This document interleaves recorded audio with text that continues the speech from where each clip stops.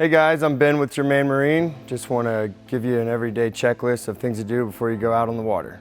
So you come over here for the starboard strap, pull that loose. So after undoing your straps, you just want to come over. I like to keep my plug in the cup holder.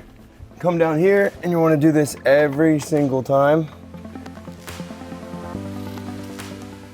Do this every single time or you're going to end up at the bottom of the lake. So this is the belly plug. You're going to keep this in your glove box or you can leave it in all the time. You just want to always make sure this one's in, just like the transom plug that we discussed earlier. This is going to go in right here.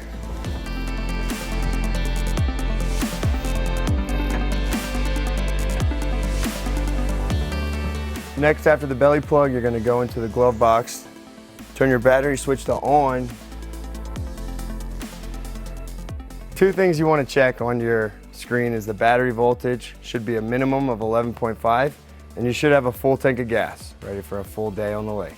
Once you've checked your fuel and your voltage, screen's on, your blower is going to turn on, removing any unnecessary fumes from the engine compartment. That'll run for 3 to 4 minutes, and you'll want to back the boat into the water. Boat will start floating, crank it up, you're good to go. So now the very last thing you do after you drop the boat into the water, just get everything started up. Might get your feet a little wet, but come over here, under your safety strap, under your lever, unhook that.